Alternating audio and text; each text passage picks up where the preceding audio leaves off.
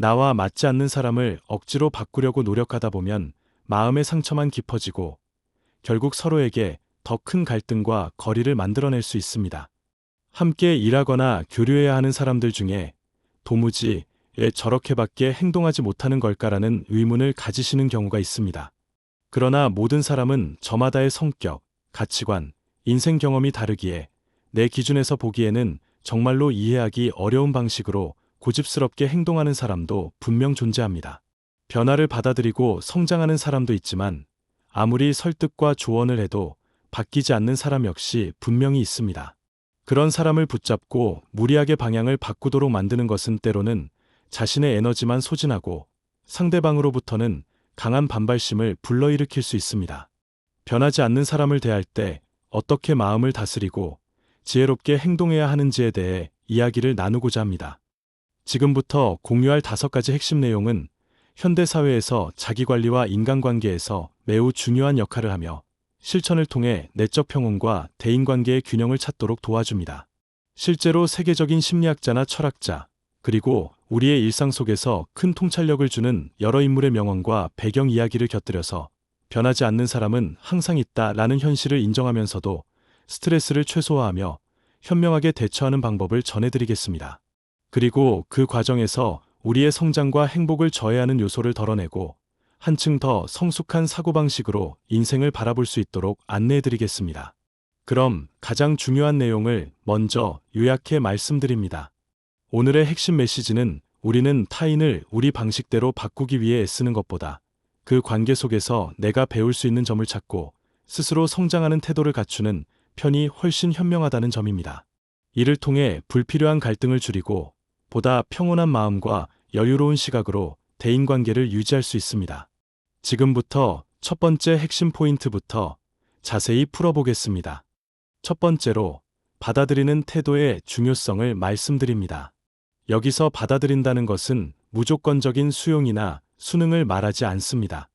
오히려 상대방이 가진 성향이나 생각의 배경을 이해하고 동시에 그 사람을 내 뜻대로 고쳐 쓰려고 하는 강박을 내려놓는 과정을 가리킵니다. 우리가 잘 알고 있는 심리학자 칼 융의 명언 중에 당신이 저항하는 것은 지속된다 라는 말이 있습니다. 변하지 않는 사람을 억지로 변화시키려고 계속해서 저항과 통제를 시도하면 그 저항의 에너지는 더 단단해져서 오히려 상대방의 완고함도 지속되고 강화되는 결과가 나타납니다. 결국엔 내가 원하는 방향으로 끌고 가는데 실패할 뿐 아니라 더 큰 분노나 적대감에 시달릴 수 있습니다. 그래서 일단은 받아들이는 태도가 필요합니다. 이 사람은 이렇구나. 이런 사고방식과 경험을 지니고 살아왔으니 쉽게 바뀌지 않을 수 있겠구나라고 상황을 사실적으로 바라보는 거죠.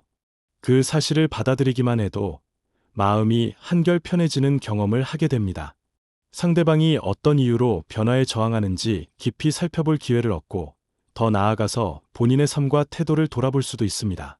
한 일화로 철학자 에픽테토스의 가르침과 관련된 이야기를 들어보겠습니다.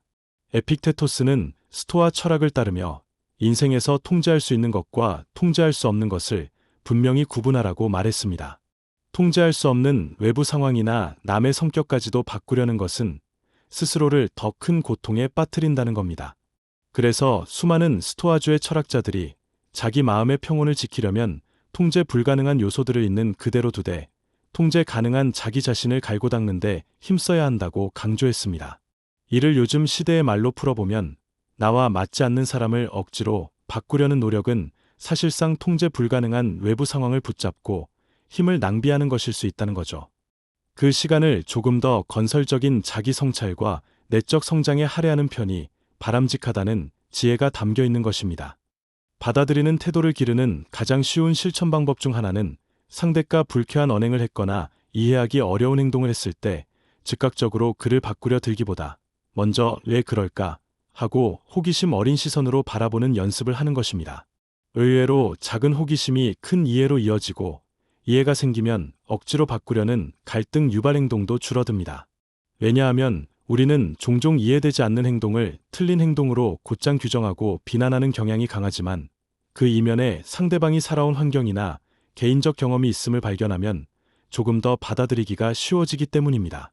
현대사회에서 특히나 다양한 가치관과 라이프 스타일이 혼재하는 시기에 이런 받아들임은 더더욱 중요합니다. 일터에서, 가정에서, 혹은 여러 커뮤니티에서 우리는 늘 다른 배경을 지닌 사람들과 협업하고 의사소통해야 합니다.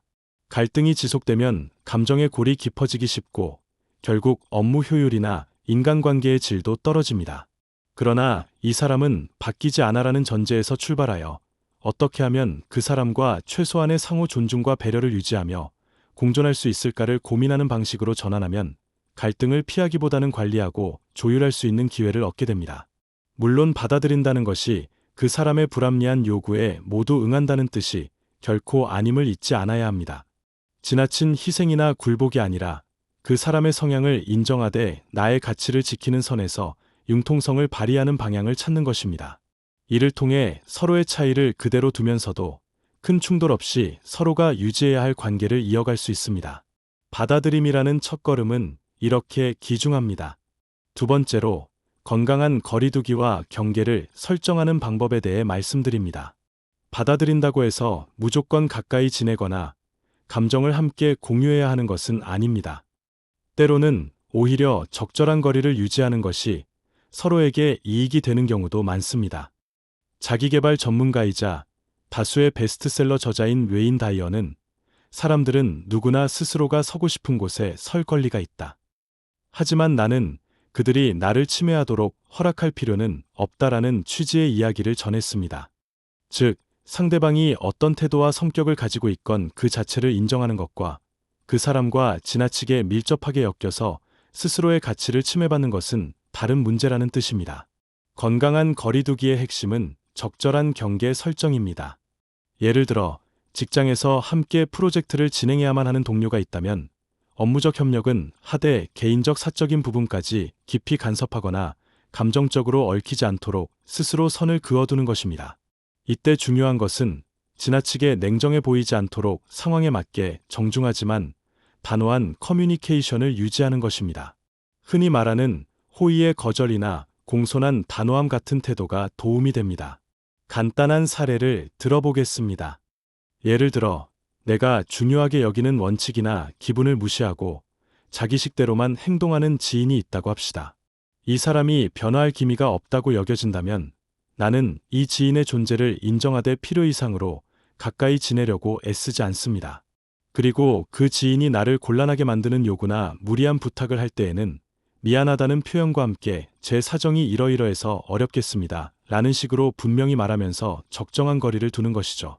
처음에는 이러한 태도에 당혹감을 느낄 수 있지만 상대방도 점차 이 사람은 분명한 기준이 있구나 하고 깨닫게 되고 어느 정도 그 기준을 존중하거나 최소한 더 이상 심하게 침해하지 않게 됩니다. 인간관계에서 경계 설정을 하지 못하면 우리는 상대방의 부정적 감정이나 태도에 계속해서 휘둘릴 수밖에 없고 결국엔 지치거나 스스로를 탓하게 되는 악순환에 빠질 가능성이 높습니다. 반면 당신은 당신, 나는 나라는 건강한 선을 지킬 때 우리는 관계가 틀어지기보다는 오히려 장기적으로 안정감을 유지할 수 있고 무엇보다 스스로에 대한 존중감을 지켜낼 수 있게 됩니다. 이런 경계 설정은 현대 사회에서 더더욱 중요해지고 있습니다. SNS나 메신저 등을 통해 사생활과 업무 영역이 쉽게 뒤섞이는 상황이 늘어났기 때문입니다. 자신만의 시간과 공간이 제대로 확보되지 않으면 상대방으로 인해 스트레스를 받는 일이 더 빈번해질 수밖에 없습니다. 이럴 때 적절한 거리두기는 자기 보호의 일환으로 정신적 건강을 지키는 매우 효과적인 방법이 될 수 있습니다. 더 나아가 경계를 설정한다고 해서 반드시 인간관계가 얕아지거나 소원해지는 것은 아닙니다. 오히려 우리가 서로의 구역을 존중하고 인정해줄 때 불필요한 감정 소모 없이 관계를 유지하기가 훨씬 수월해집니다.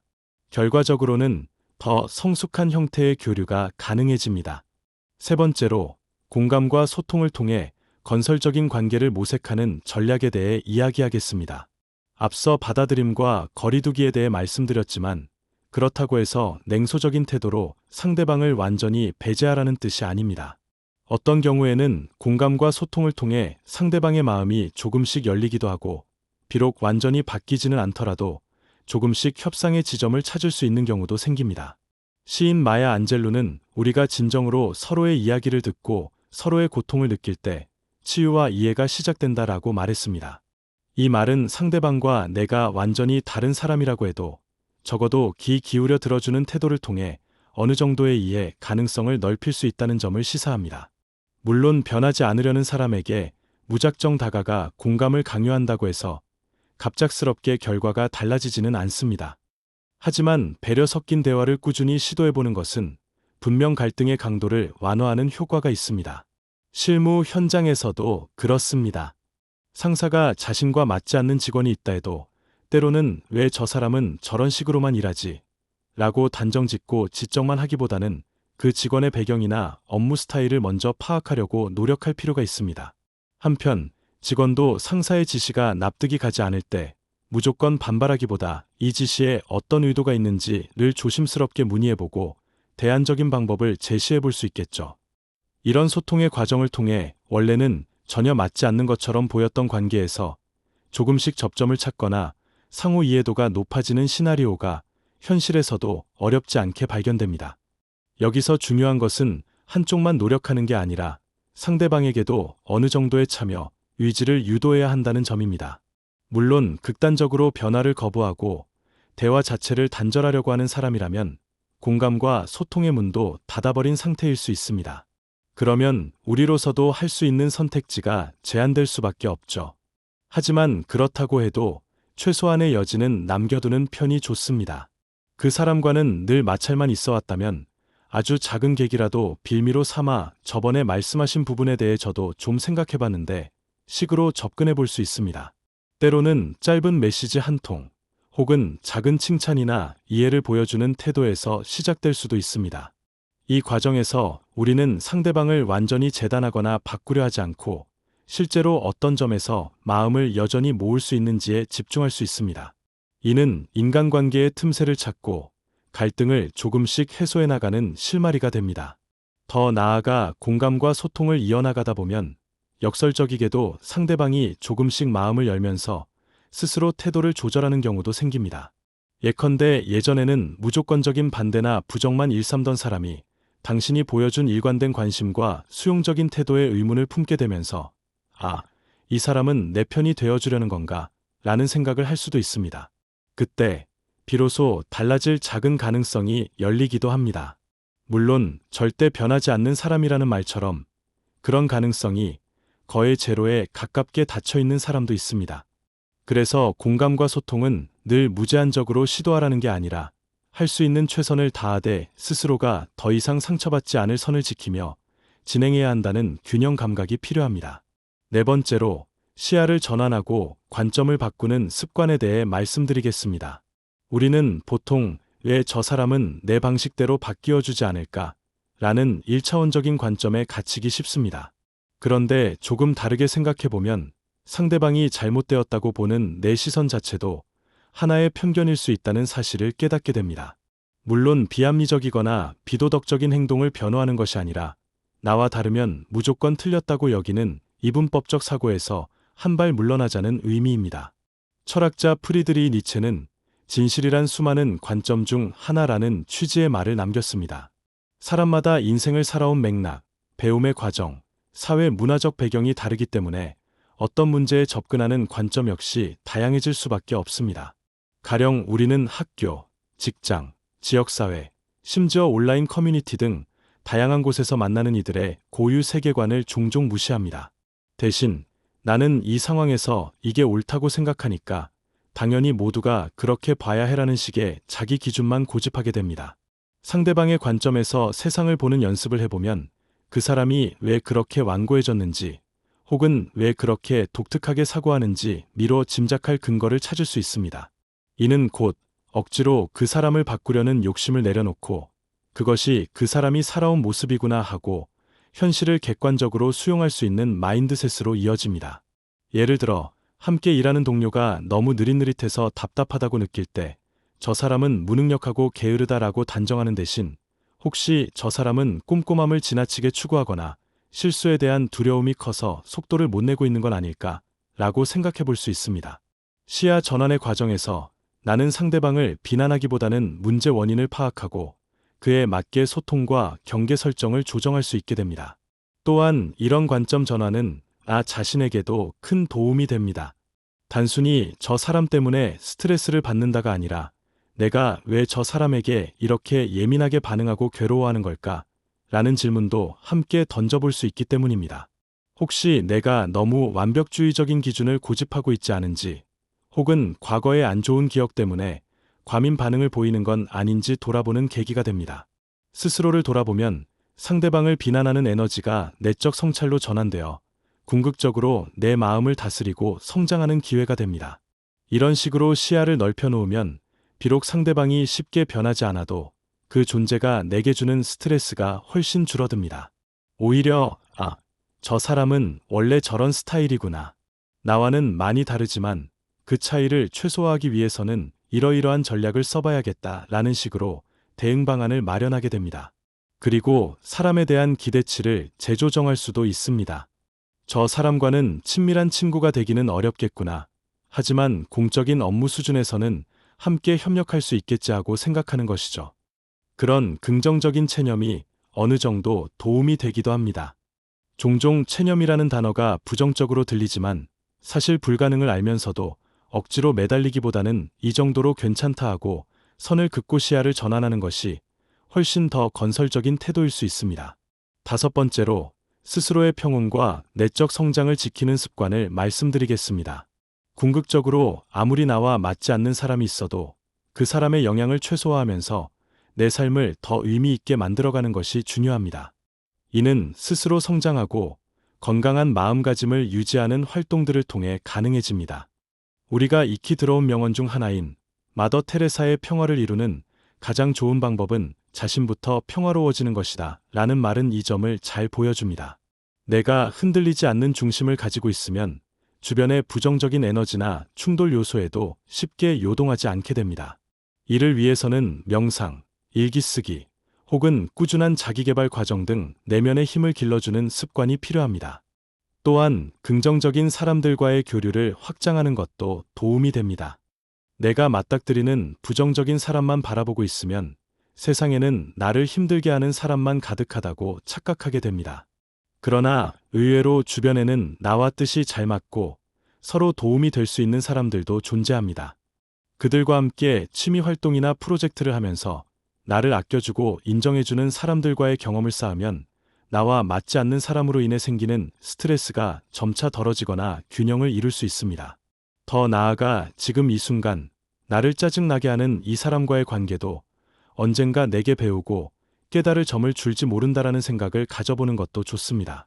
무조건 긍정적으로 해석하라는 이야기가 아니라 적어도 내가 상대방으로부터 배우고 싶은 점이 전혀 없더라도 이 경험을 통해 갈등 해결 능력이나 인내심을 기르게 되는구나라고 인식하면 적어도 허무감에 빠지지 않고 스스로를 격려할 수 있게 됩니다.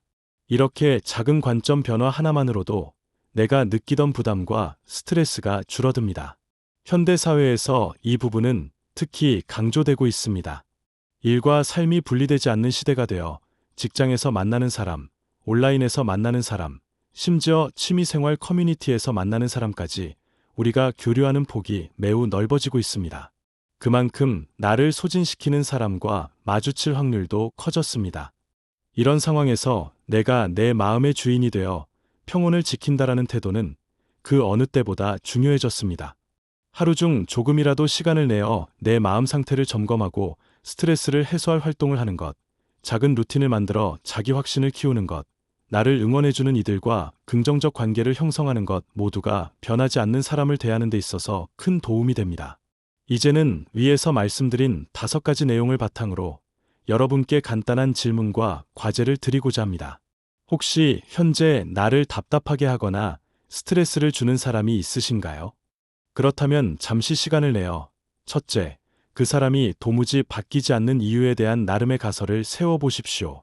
둘째, 그 사람과의 관계에서 내가 설정해야 할 적절한 거리와 경계는 무엇인지 구체적으로 생각해 보십시오. 셋째, 그 사람과의 의사소통에서 작은 부분이라도 공감해 볼 여지가 있을지 고민해 보십시오. 넷째, 그 사람을 바라보는 나의 시야가 혹시 좁은 프레임에 갇혀 있지 않은지 점검해 보십시오. 다섯째, 이런 상황을 통해 내가 어떻게 성장할 수 있을지, 내 내면의 평온을 어떻게 지킬 수 있을지 목록을 작성해 보십시오. 이런 과제를 스스로 해보면, 아, 사실 이 사람을 바꾸려는 마음만 내려놓아도 내가 한결 편안해지는구나. 더 이상 무리하지 않아도 되는구나 라는 깨달음을 얻으실 수도 있습니다. 만약 그래도 상대방으로 인해 극심한 불편함이 지속된다면 상담 전문가나 신뢰할 만한 주변 인물의 조언을 구해보는 것도 좋습니다. 때로는 제3자의 시각에서 볼 때 우리가 미처 깨닫지 못했던 해결책이나 대안적인 소통 방식이 발견되기도 합니다. 그리고 중요한 것은 내가 상대방을 설득하려 애쓸수록 오히려 벽이 높아질 수 있다는 점을 잊지 않으시는 것입니다. 특히 서로 감정이 격앙된 상황이라면 당장 논리로 이기려고 하거나 정당성을 주장하는 일보다 갈등의 불을 먼저 잠재우고 차분하게 대화를 시도하는 편이 훨씬 효과적입니다. 끝으로 오늘 말씀드린 여러 가지 내용은 결국 사람 사이의 다양한 갈등 상황에서 두루 적용 가능한 조언들입니다. 우리가 살아가면서 접하게 되는 크고 작은 인간관계는 생각보다 많은 부분이 받아들임, 거리두기, 공감, 관점 전환, 내적 성장 이 5가지 요소를 통해 풀릴 수 있습니다. 물론 세상에는 쉽게 바뀌지 않는 사람이 존재하고 어떤 의미에서는 그들이 그렇게 살아가는 것도 그들의 선택일 수 있습니다. 우리는 그 선택을 존중하거나 때로는 완벽히 이해하지 못하더라도 최소한 더 이상 갈등을 키우지 않는 방향을 선택할 수 있습니다. 그 과정에서 자신이 달라지고 성장하는 기쁨을 느낄 수도 있습니다.